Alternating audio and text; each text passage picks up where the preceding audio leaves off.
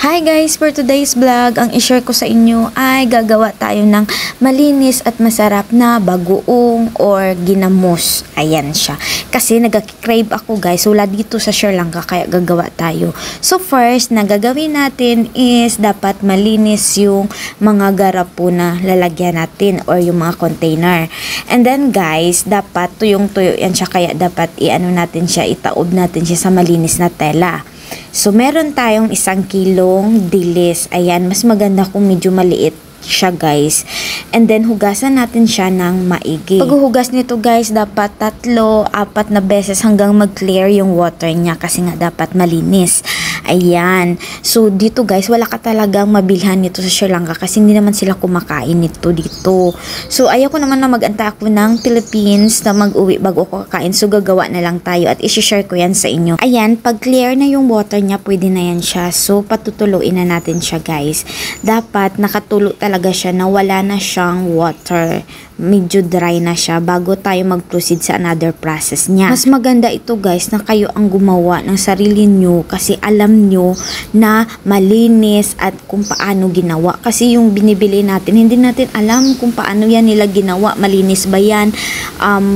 Hinugasan ba yan ng maayos? Ayun, dapat tayo talaga ang gumawa. So kung kaya lang man natin, why not? So, ito na siya. Gidrain ko na siya, guys. Dapat wala na talaga siyang water.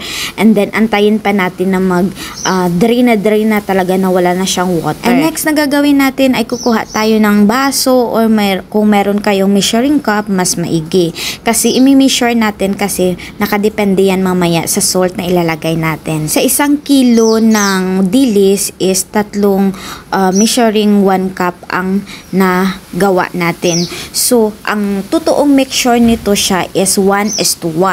1 cup ng dilis natin and 1 cup ng salt. Dapat yung rock salt. Kasi masyadong maalat yung rock salt.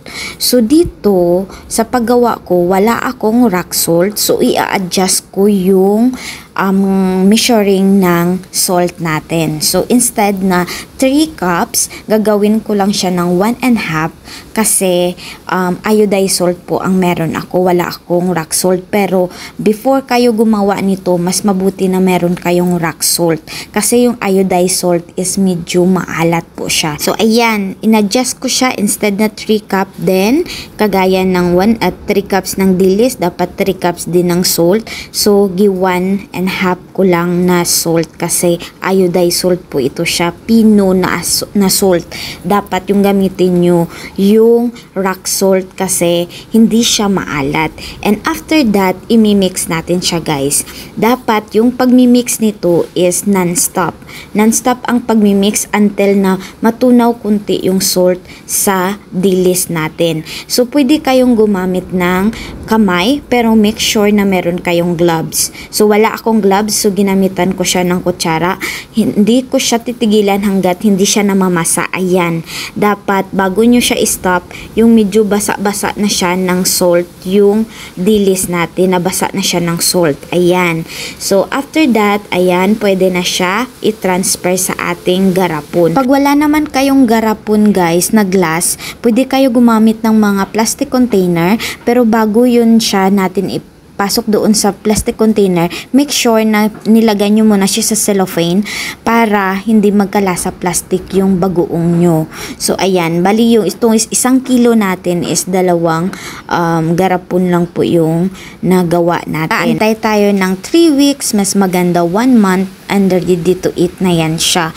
Huwag ipasok sa ref. Hayaan lang natin siya sa kahit saan nyo siya ipatong sa kusina nyo, wag sa ref, okay? And everyday guys, bibisitahin natin yan. I-shake, haluin para yung sa taas na dilis ay mahalo siya at malagyan siya ng asin, mababad siya sa asin. And ito na siya guys, 2 bottle. And meron akong isang sikreto na nagalagay ako ng bawang. Optional lang ito siya guys ha. Kasi ginagawa ko ito siya para mawala yung lansa. And after, ay lagyan natin ng cellophane. Kasi normal na magkalawang yung takip. So mas maigi na lagyan natin ng cellophane para hindi magpasok yung kalawang doon sa ating bagoong. Kung may plan naman kayo guys na gawing negosyo, wag nyo lagyan ng ng bawang kasi yung bawang mas madali masira yung bagoong pag may bawang. So ako naglagay ako ng bawang kasi pang ano ko lang naman ito siya, pang personal use lang naman siya, hindi siya pang negosyo. Sa pagbisita nyo araw-araw dito, sa pag-shake at saka paghalo, tikman nyo din kung tama na ba yung alat, kailangan pa ba dagdagan ng asin or tama na para sa inyo. So nakadepende pa rin yung timpla nito sa inyo na taste. Bago ko ito gi-share sa inyo is gumawa na ako ng isa at nakain ko na, naulam ko na siya para legit. So marami akong ginawa kasi pamimigay natin sa friends natin. At saka masarap ito siya partner sa mangga at saka sa nilagang saging. So ayan lang muna for today's video. Thank you for watching.